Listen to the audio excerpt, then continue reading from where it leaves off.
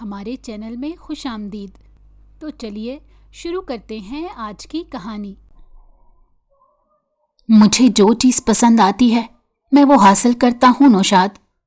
مجھے مولوی کی بیٹی سے عشق ہو گیا ہے، مجھے ہر حال میں وہ چاہیے۔ وہ سرد لہجے میں بولا تو نوشاد لب بھینچ گیا۔ 2 دن پہلے اس کی مولوی باپ سے ملنے کے لیے اس کے گھر گیا تو اس کی نظر اسی مولوی کی پردے دار بیٹی زرمینہ پر پڑی۔ وہ اس کی بھیگی آنکھوں سے محبت کر بیٹھا۔ سر وہ کبھی راضی نہیں ہوگی، ملازم نے ڈرتے ہوئے کہا۔ مجھے اس کی مرضی سے غرض نہیں، کل وہ مجھے میرے پاس چاہیے۔ اگلے دن زرمینہ کو اغوا کر کے اس کے کمرے میں لایا گیا اور اپنی عزت بچانے کے لیے اس نے نکاح کیا تھا، پر نکاح کے فوراً بعد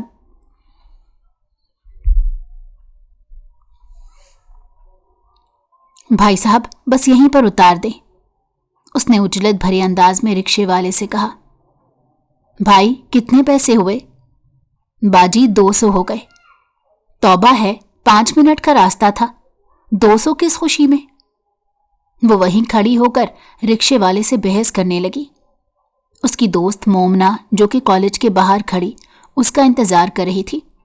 اس کو رکشے والے سے لڑتے دیکھ کر مومنہ کو اندازہ ہو گیا کہ پھر پیسوں کی وجہ سے لڑائی ہو گئی ہے۔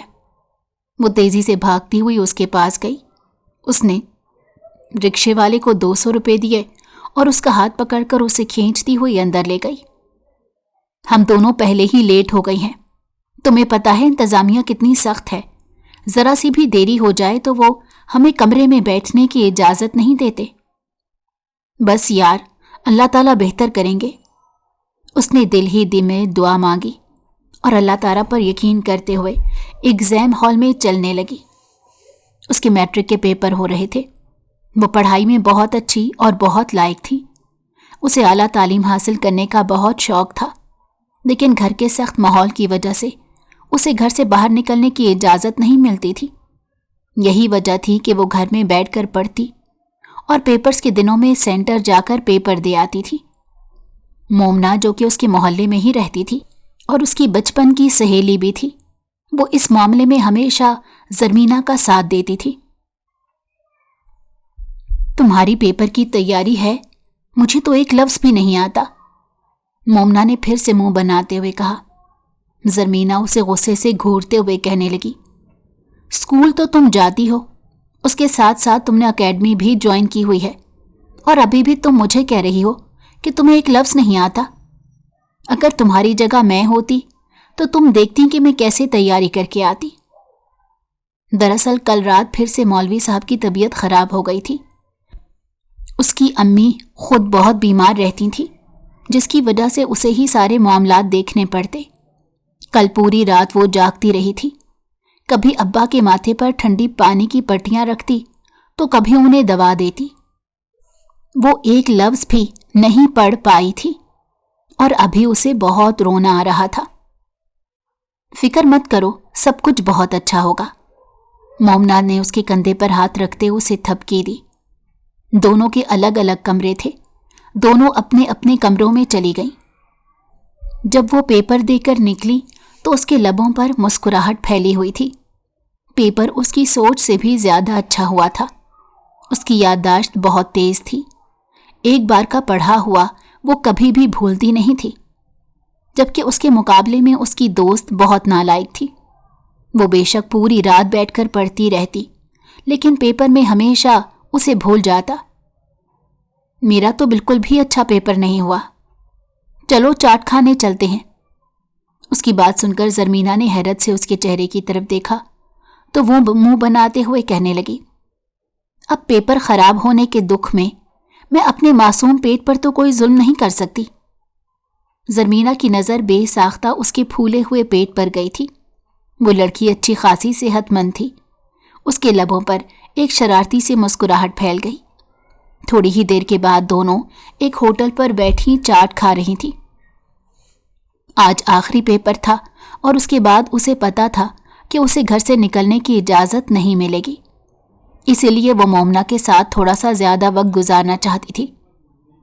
میرے ابا مجھے آگے پڑھنے کی اجازت نہیں دیں گے۔ اور وہ ایسا کیوں کریں گے؟ کون سا وہ تمہاری فیس ادا کرتے ہیں؟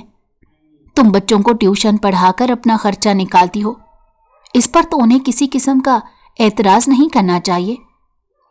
यार, तुम मेरे बाबा जान को नहीं जानती, वो हद से ज्यादा सख्त हैं और बेटियों के मामले में तो वो किसी भी किस्म की नरमी नहीं करते।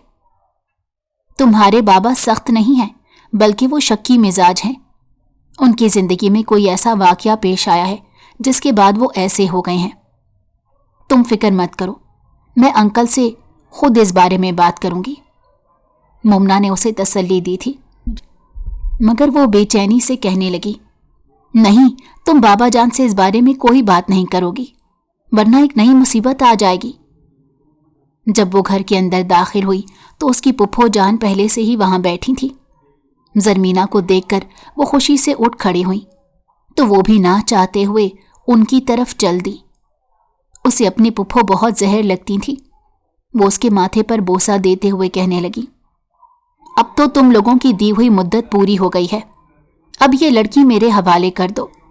बस मैं इसे मजीद खुद से दूर नहीं रख सकती। वो उसे यूं अपने साथ लिपटा कर खड़ी थी जैसे वो उससे बहुत प्यार करती हूं। हकीकत तो ये थी कि अभी 1 महीना पहले ही वो उनसे लड़ कर गई थी। उन्होंने जरमीना की मां को बहुत बातें सुनाई थी और उनकी तरबियत पर भी उंगली उठाई थी। यही तो वजह थी कि उसे अपनी पुप्पो से शदीद नफरत हो गई थी और अब उन्हें मोहब्बत का इजहार करता हुआ देखकर उसे गुस्सा आ रहा था। बेसाख्ता उसने अपनी मां की तरफ देखा, मगर वो उससे नजरें चुराने लगी।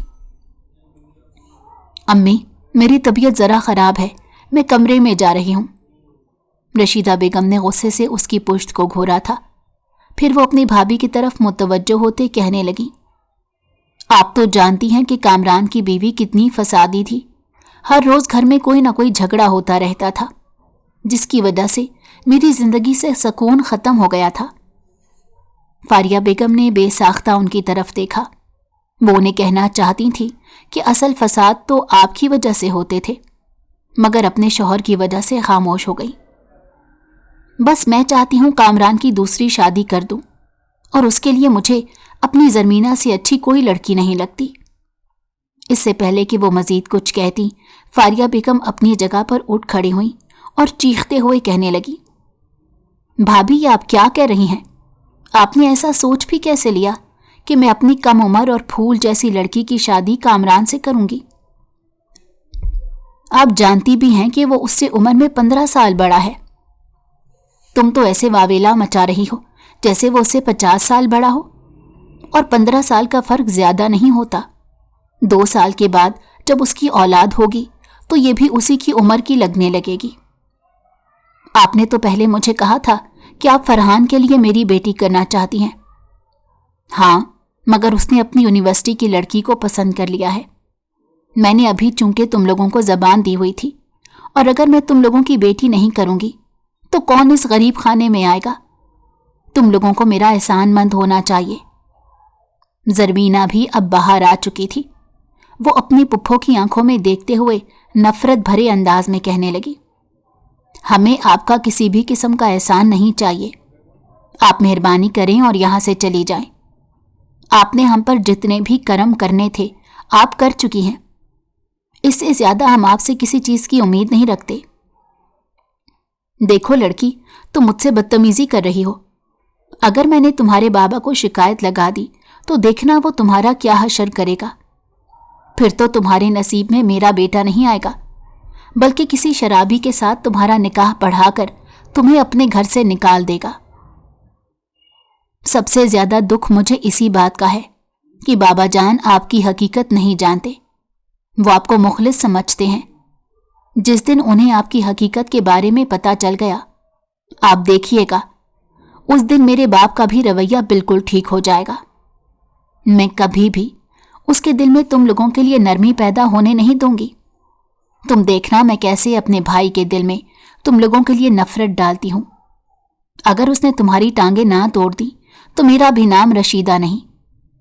मैं तुम लोगों की जात पर ऐसे ऐसे इल्जामात लगाऊंगी कि तुम लोग खुद भी अपने आप से नजरें मिलाने के काबिल नहीं रहोगे।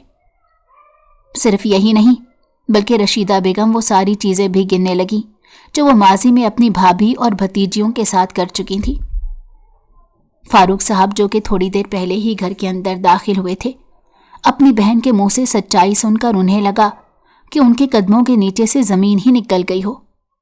جس بہن کو وہ اپنا سب کچھ سمجھتے تھے اور جس کو وہ بے تحاشا محبت دیتے تھے، وہ سوچ بھی نہیں سکتے تھے کہ اس بہن نے ان کے ساتھ اتنا بڑا دھوکہ کیا۔ سب کچھ اگل کر رشیدہ بیگم وہاں سے اٹھیں، مگر اپنے پیچھے فاروق بھائی کو کھڑا دیکھ کر انہیں لگا کہ وہ اگلی سانس نہیں لے پائیں گی۔ بھائی وہ میں، اس سے پہلے کہ وہ کچھ کہتی، فاروق صاحب نے ہاتھ اٹھا کر انہیں خاموش رہنے کا اشارہ کیا اور ان کی آنکھوں میں دیکھ کر دو ٹوک انداز میں کہنے لگے، تم نے جو بھی کہنا تھا کہہ دیا اور جو بھی کرنا تھا کر دیا ہے، اب یہاں سے چلی جاؤ۔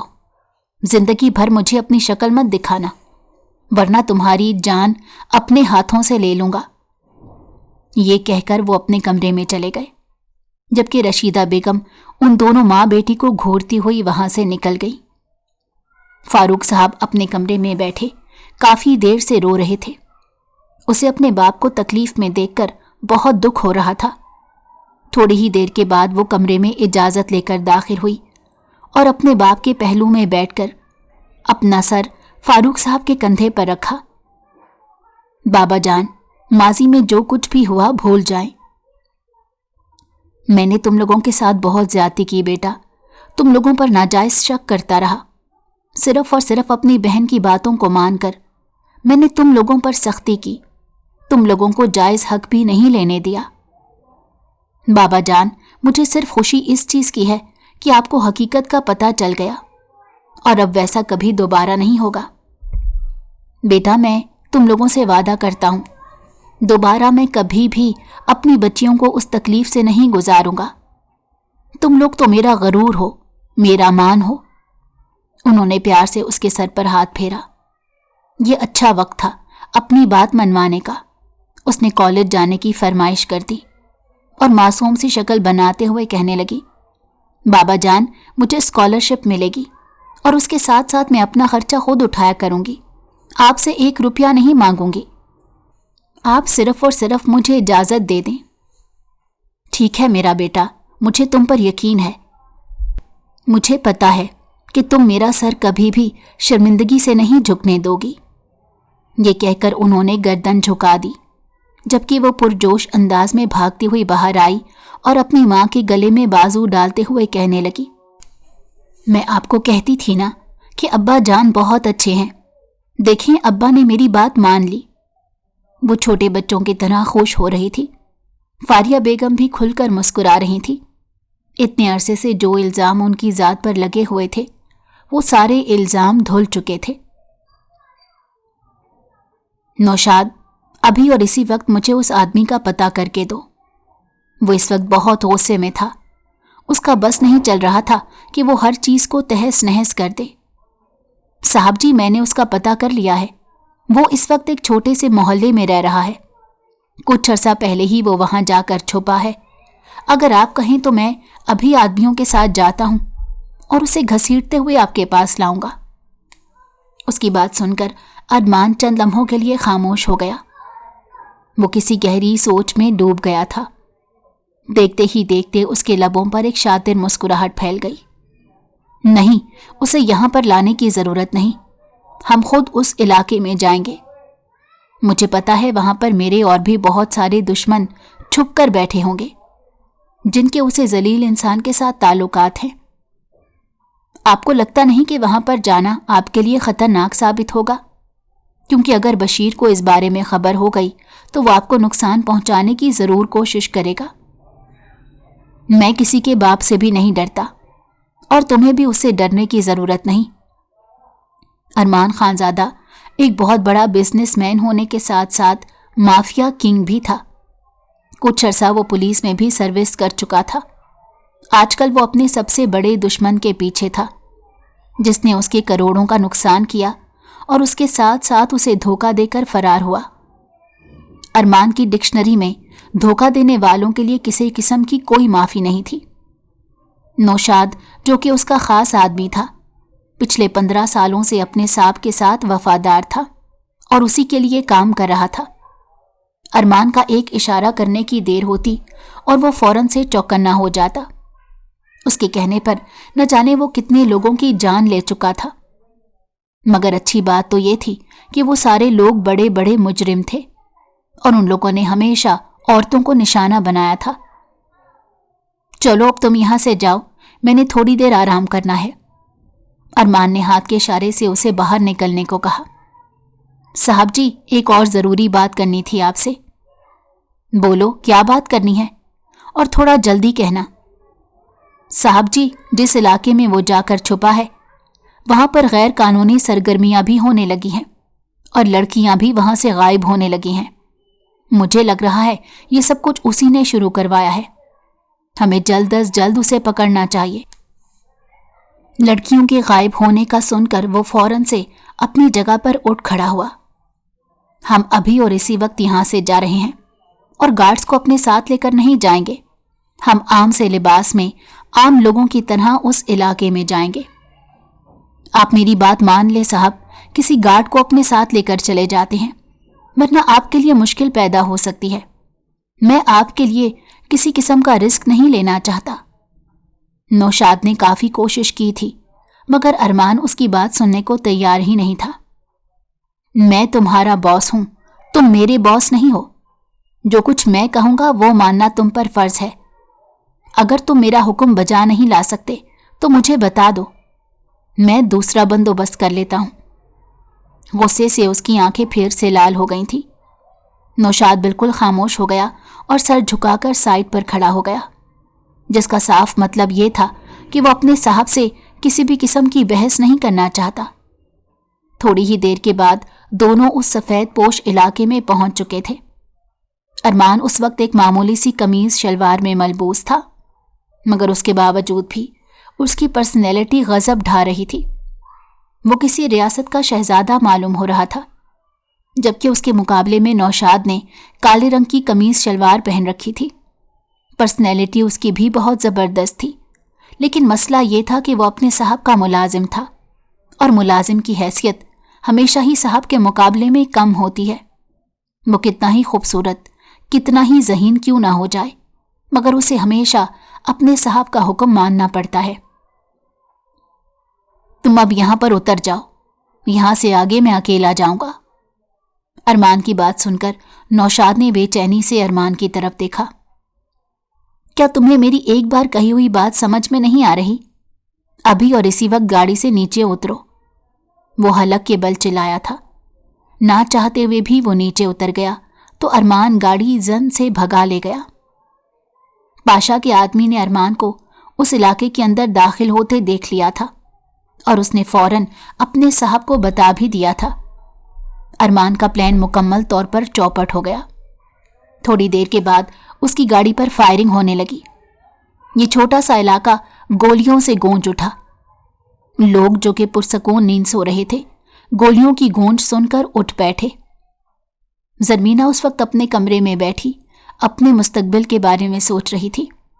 उसके लबों पर एक प्यारी सी मुस्कुराहट फैली थी, मगर जब उसने गोली की आवाज़ सुनी तो ऊंची ऊंची आवाज़ में चिल्लाने लगी। उसे बहुत खौफ महसूस होता था, उसका दिल दहशत से भर जाता था। दूसरी तरफ अरमान के बाजुओं पर एक गोली लगी थी। वो जख्मी हो गया था। बड़ी मुश्किल से वो गाड़ी से निकलकर भागा। उसे सबसे पहले जो घर नजर आया उसने बगैर सोचे समझे उस दरवाजे पर दस्तक देना शुरू कर दी। बाहर से आने वाली दस्तक की आवाज़ सुनकर वो मजीद डर गई। मौलवी साहब जो कि तहज्जुद की नमाज अदा कर रहे थे, वो भी ज़रा से फिक्रमंद हुए, मगर अपने रब पर यकीन रखते हुए उन्होंने दरवाज़ा खोल दिया। सामने ही अरमान जख्मी हालत में खड़ा था। मुझे आपके यहाँ पनाह चाहिए, उसके बदले में आप जो भी कहें मैं आपको देने के लिए तैयार हूं, उसने दो टोक अंदाज में कहा। उसके लहजे में ना तो मिन्नत थी और ना ही वो तकलीफ में नजर आ रहा था। यूं महसूस हो रहा था जैसे वो अपने सामने खड़े शख्स पर हुक्म चला रहा हो। मौलवी साहब को उसका अंदाज ठीक तो नहीं लगा, मगर उस लड़की की हालत देखते हुए उन्होंने उसे अपने घर में पनाह दे दी। ज़रमीना बेटे, जल्दी से अंदर से जाकर फर्स्ट एड बॉक्स लेकर आओ। उन्होंने जब देखा कि बड़ी बेटी जाग रही है तो फौरन से पुकारा। وہ بھی ایک لمحے کی دیری کیے بغیر کچن کی طرف بھاگی۔ جب وہ واپس آئی تو اس نے ہاتھ میں وہ ڈبہ اٹھایا ہوا تھا۔ مولوی صاحب نے ایک لمبا عرصہ اسپتال میں بھی کام کیا تھا، اسی لیے انہیں کافی حد تک اندازہ تھا۔ تقریباً 15 منٹ کی تکلیف کے بعد وہ اس کی بازو سے گولی نکال کر پٹی کر چکے تھے۔ وہ اب بے ہوشی کے عالم میں تھا۔ وہ منہ ہی منہ میں کچھ بڑبڑا رہا تھا۔ زرمینہ سمجھنے کی کوششوں میں ہلکان ہو رہی تھی۔ چلو اب تم بھی جا کر اپنے کمرے میں آرام کرو، میں بھی جا کر فجر کی نماز پڑھاتا ہوں، جماعت کا وقت ہونے والا ہے۔ انہوں نے گھڑی پر ایک نظر ڈالتے ہوئے کہا تو وہ غائب دماغی سے چارپائی پر بیٹھے اس ہینڈسم انسان کو دیکھنے لگی جو اس وقت دنیا جہان سے مکمل طور پر بیگانہ تھا، مگر اس کے باوجود بھی اسے ایک عجیب سا خوف محسوس ہو رہا تھا۔ زرمینہ بیٹے، میں نے آپ کو اپنے کمرے میں جانے کو کہا ہے۔ فاروق صاحب نے اپنی بیٹی کو پھر سے کہا تو وہ تیزی سے ہاں میں سر ہلاتی ہوئی وہاں سے بھاگ گئی۔ حقیقت تو یہ تھی کہ اسے اس شخص سے بہت ڈر لگ رہا تھا۔ وہ اسے گھر میں رکھنے کو تیار نہیں تھی کیونکہ یہ پولیس کیس بن سکتا تھا، لیکن پھر اپنے باپ کی نرم دلی سے مجبور ہو کر اس نے کچھ بھی نہیں کہا۔ تقریباً 15 منٹ مزید گزرے کہ اس کا دل اس اجنبی کو دیکھنے کے لیے پھر سے للچانے لگا۔ وہ سمجھ نہیں پا رہی تھی کہ ارمان میں ایسی کون سی کشش ہے جو بار بار اسے اپنی جانب کھینچ رہی ہے۔ جب وہ بیٹھک کے اندر داخل ہوئی تو منہ ہی منہ میں وہ کچھ بڑبڑا رہا تھا اور بہت تکلیف میں نظر آ رہا تھا۔ زرمینہ تیزی سے اس کے پاس گئی اور اپنے کان اس کے منہ کے قریب کر لیے تاکہ اسے بات سمجھنے میں آسانی ہو۔ دوسری طرف وہ مکمل طور پر خاموش ہو گیا۔ حیرانگی سے زرمینہ کے چہرے کی طرف دیکھا تو اس کی آنکھیں ہلکی سی کھلی ہوئی تھیں۔ وہ زرمینہ کو گھورے چلا جا رہا تھا۔ بے ساختہ اس کے منہ سے ماشاءاللہ نکلا۔ وہ خود پر کنٹرول نہیں رکھ پائی اور ایک زوردار تھپڑ اس زخمی انسان کے چہرے پر مار دیا۔ اسی لمحے وہ بے ہوش ہو گیا۔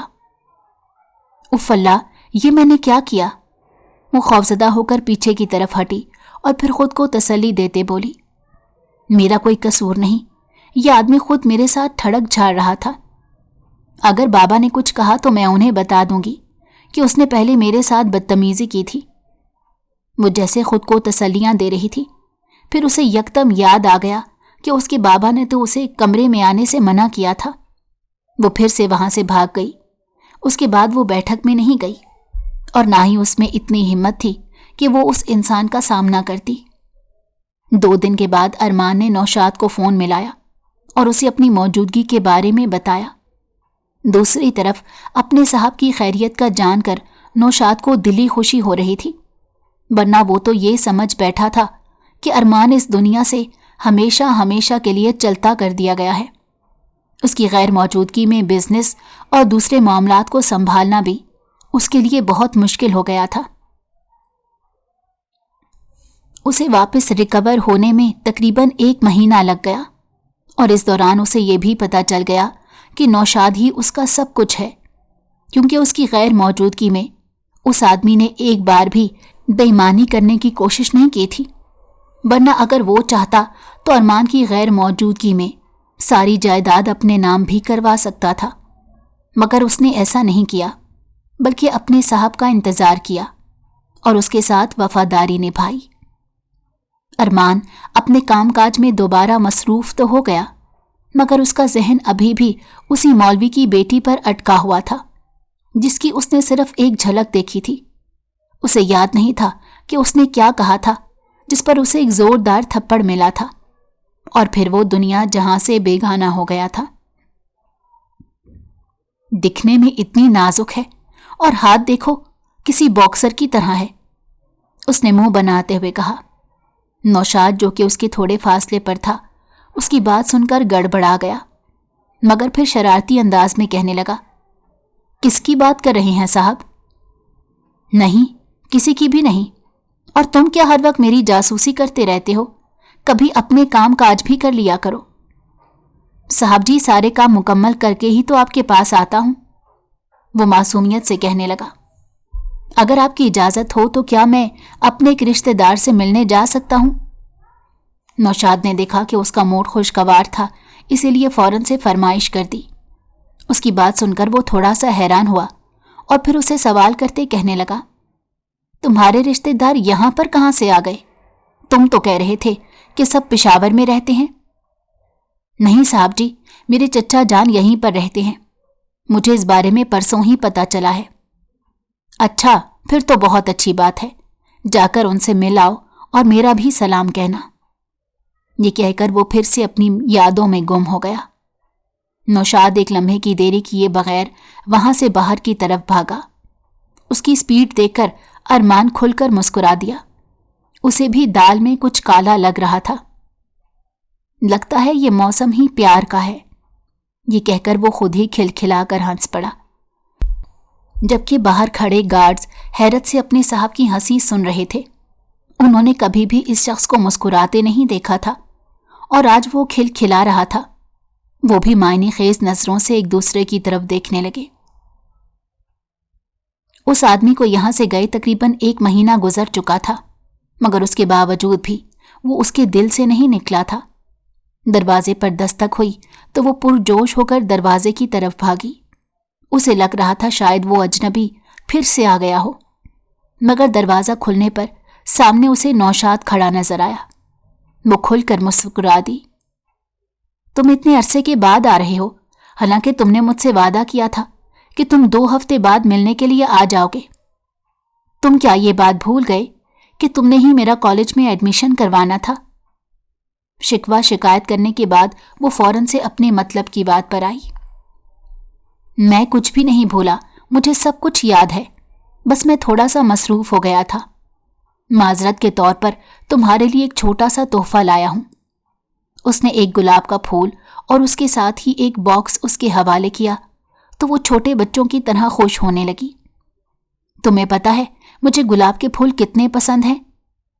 हाँ, मैं बहुत अच्छे से जानता हूं।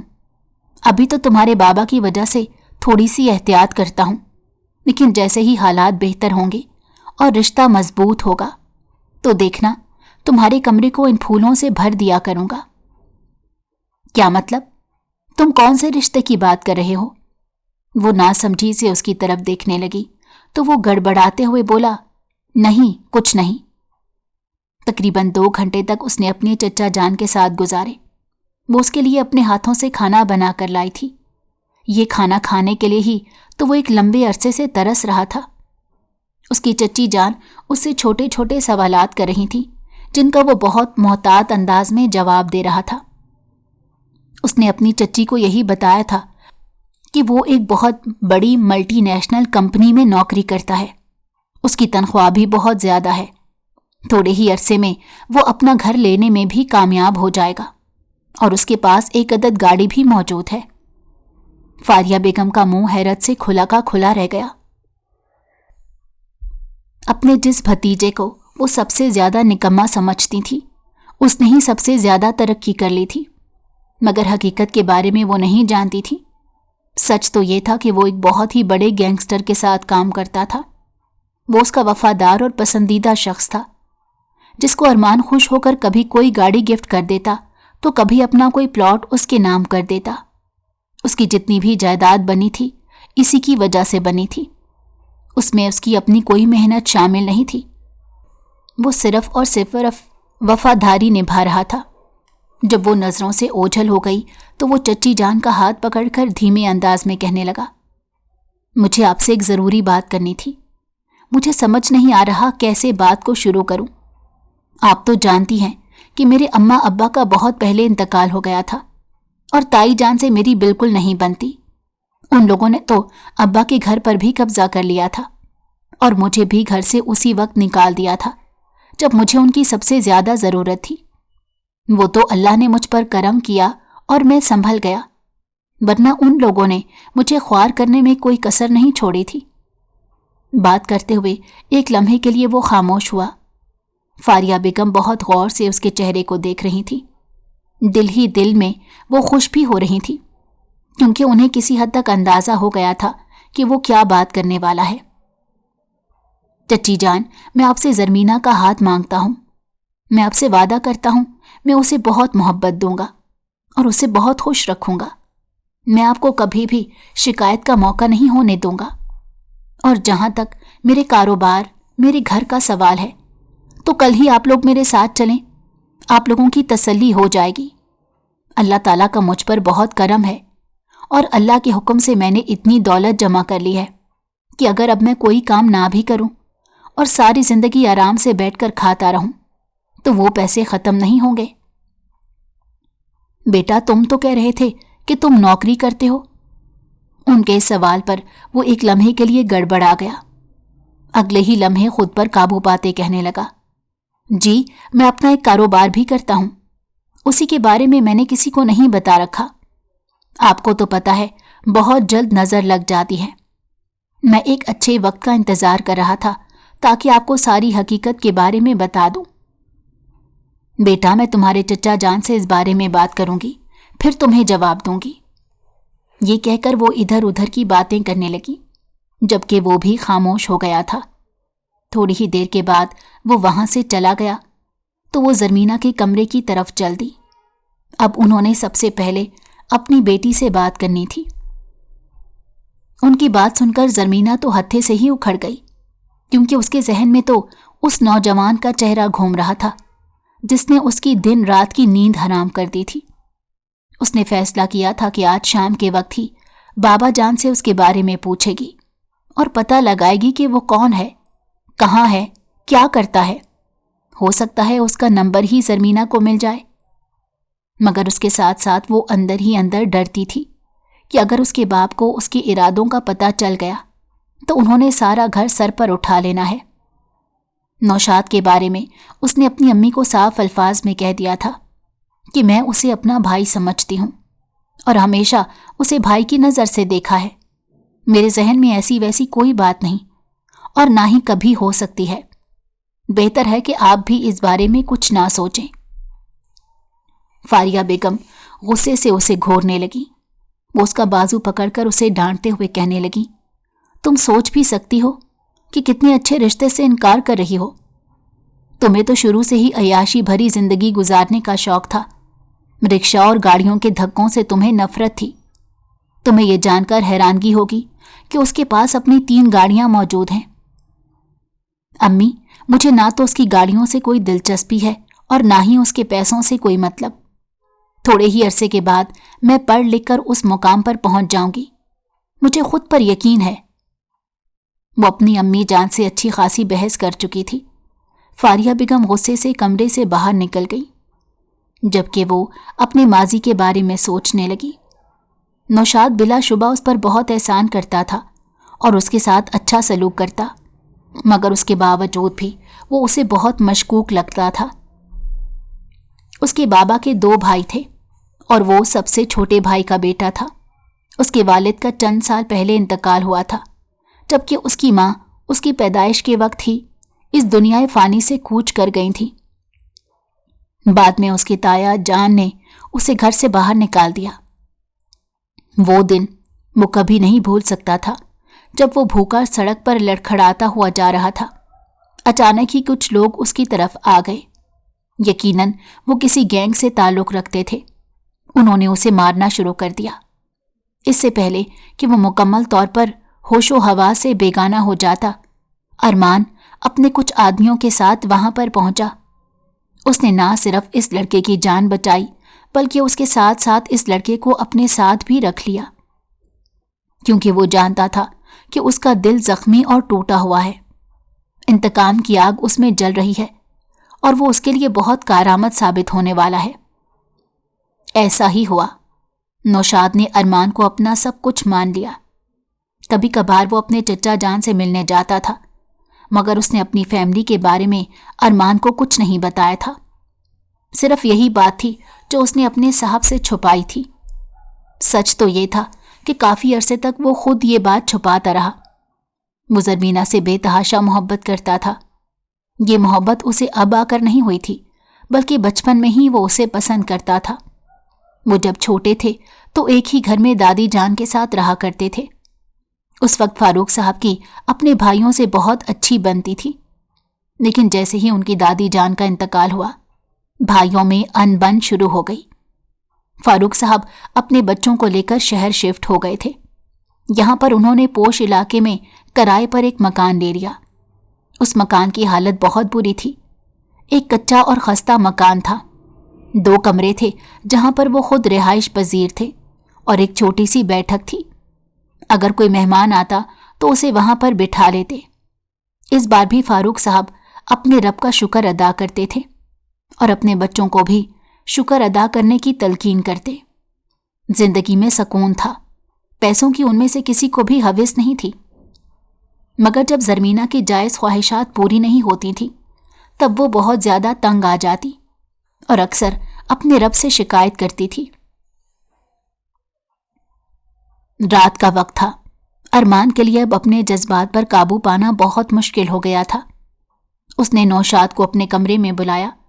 थोड़ी ही देर के बाद वो उसके सामने खड़ा था। मुझे मौलवी की बेटी से मोहब्बत हो गई है। जी साहब, मैं आपकी बात समझा नहीं। वो नासमझी से उसके चेहरे की तरफ देखने लगा। अरे तुम कैसे समझोगे, मैंने तुम्हें कुछ बताया ही नहीं। आओ मेरे पास बैठो और मेरी बात सुनो। मुझे बताओ कि जब हम किसी से मोहब्बत करते हैं तब हम कैसे अपनी मोहब्बत का इजहार करते हैं। वो उस वक्त छोटे बच्चों की तरह उससे सवाल कर रहा था, क्योंकि अरमान की सारी जिंदगी नफरतों का सामना करते ही गुजरी थी। वालिदैन का बहुत पहले इंतकाल हो गया था, जबकि उसकी दादी जान दूसरे मुल्क में क़याम पजीर थी और अपने दूसरे बेटे के साथ रह रही थी। वो पाकिस्तान में बिल्कुल अकेला था। साहब जी, जब हमें किसी से मोहब्बत होती है तब हमें उसे अपने दिल का हाल बता देना चाहिए। क्या तुमने कभी किसी को अपने दिल का हाल बताया? नौशाद उसकी बात सुनकर एक लम्हे के लिए फीके से अंदाज में मुस्कुरा दिया। उसकी नज़रों के सामने ज़रमीना का चेहरा घूमने लगा। नहीं साहब, मुझ में इतनी हिम्मत नहीं हुई कि मैं उसे बता सकूं, क्योंकि मुझे इनकार से बहुत डर लगता है, जबकि मुझे यकीन है कि कोई मुझे इनकार कर नहीं सकता। अरमान के लहजे में उस वक्त गरूर था। क्या आपको भी मोहब्बत हो गई है? नौशाद ने हैरत से उसकी तरफ देखते कहा। उसका शक यकीन में तब्दील हो गया था। उसका साहब वाकई किसी से मोहब्बत करने लगा। मैं नहीं जानता नौशाद, ये मोहब्बत है या फिर क्या है, मगर जब से मैंने उस लड़की को देखा है तब से मैं उसका दीवाना हो गया हूं। हर वक्त वो मेरे जहन पर छाई रहती है। उसके अलावा मुझे कुछ नजर ही नहीं आता। हर वक्त उसी के बारे में सोचता रहता हूं। दिल है कि उसे पाने के लिए बेचैन हो रहा है।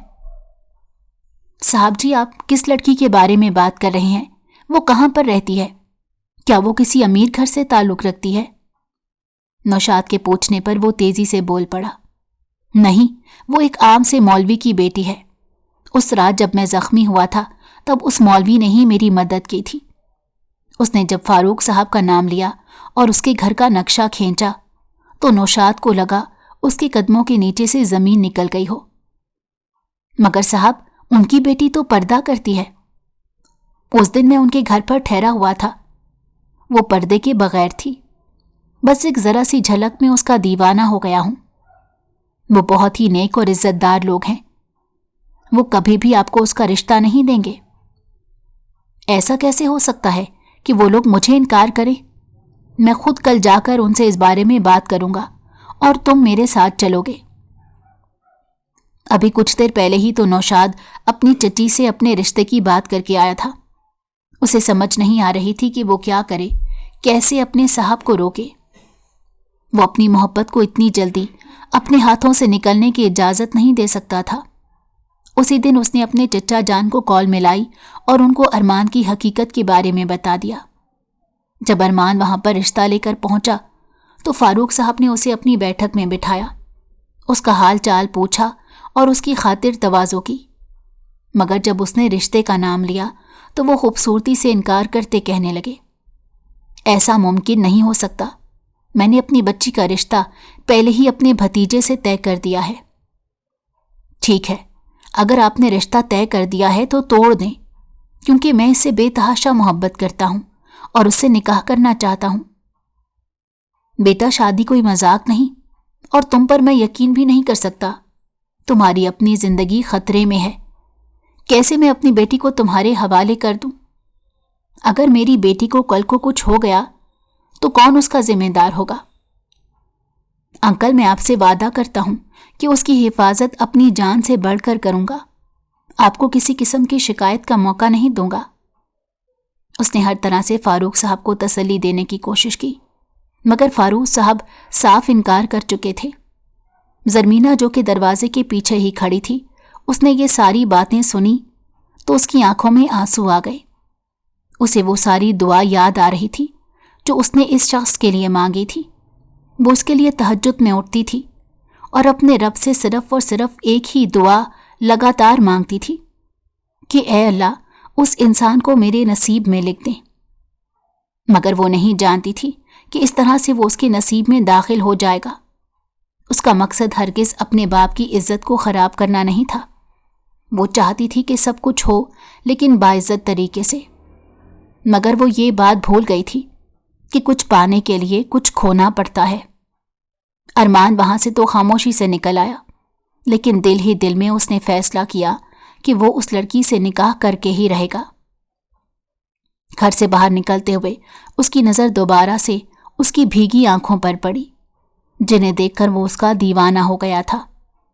اگلے ہی دن اس نے نوشاد سے کہہ کر اس لڑکی کو اغوا کروا لیا. وہ اس وقت بے ہوش کمرے میں پڑی تھی.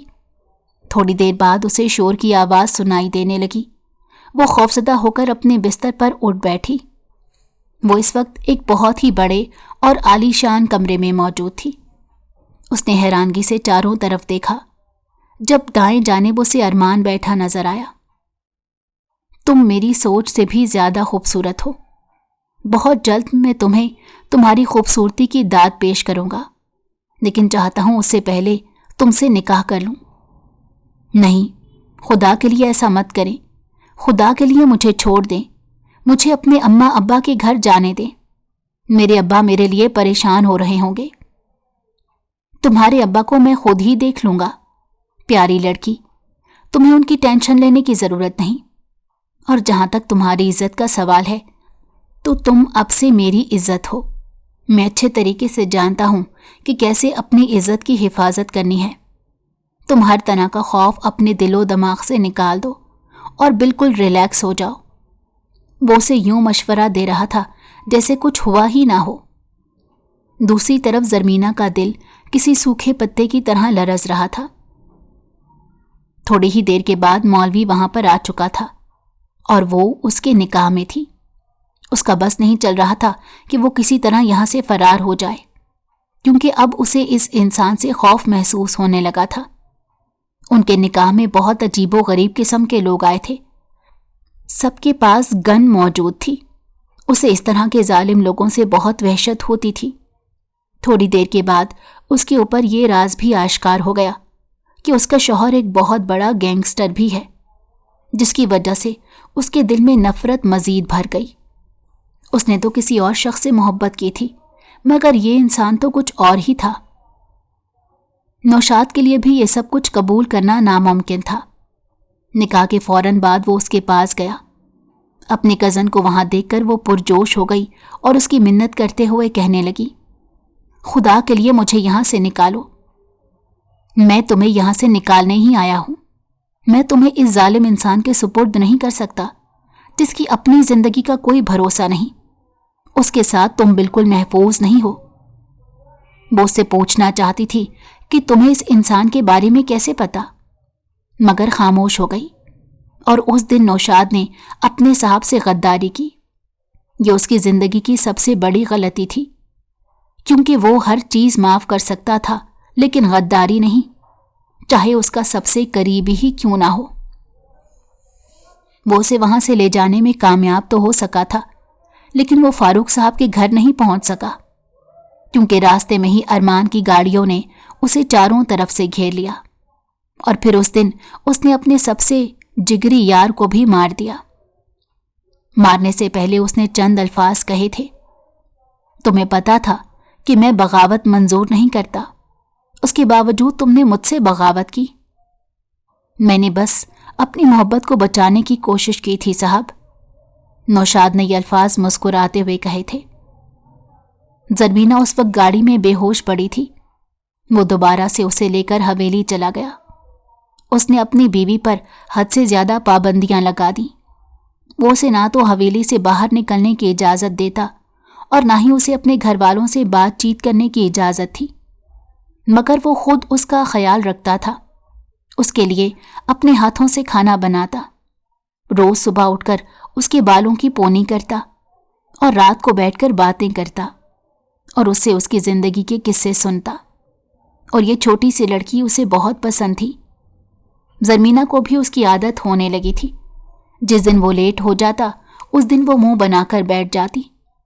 अभी तक उन दोनों में किसी भी किस्म का अज़दवाजी ताल्लुक कायम नहीं हुआ था, क्योंकि वो चाह रहा था ज़रमीना 18 साल की हो जाए। उसने सारे काले धंधे छोड़ दिए, क्योंकि उसे पता था कि उससे उसकी ज़िंदगी को ख़तरा है। जब से ज़रमीना उसकी ज़िंदगी में आई थी, उसे अपनी ज़िंदगी से मोहब्बत हो गई थी। वो चाहता था कि ज़्यादा से ज़्यादा लम्हात उस छोटी सी लड़की के साथ गुजारे, जो उसकी कुल कायनात बन गई थी। तकरीबन 6 महीनों के बाद ज़रमीना पहली बार अपने घर वालों से मिलने के लिए गई। फारूक साहब ने जब अपनी बेटी को खुश देखा तो अपने दामाद को भी माफ़ कर दिया। उस दिन उसने भी उन दोनों से माजरत कर ली थी। 1.5 साल के बाद अल्लाह ताला ने दोनों को एक बहुत ही प्यारे बेटे से नवाजा, जिससे उनकी ज़िंदगी में खुशियां भर गईं। जहां तक नौशाद का सवाल था, तो अपनी ज़िंदगी से एकदम गायब हो जाने पर वो बहुत परेशान थी। अक्सर वो अरमान से सवाल करती थी, मगर वो टाल जाता था, तो वो भी खामोश हो जाती थी।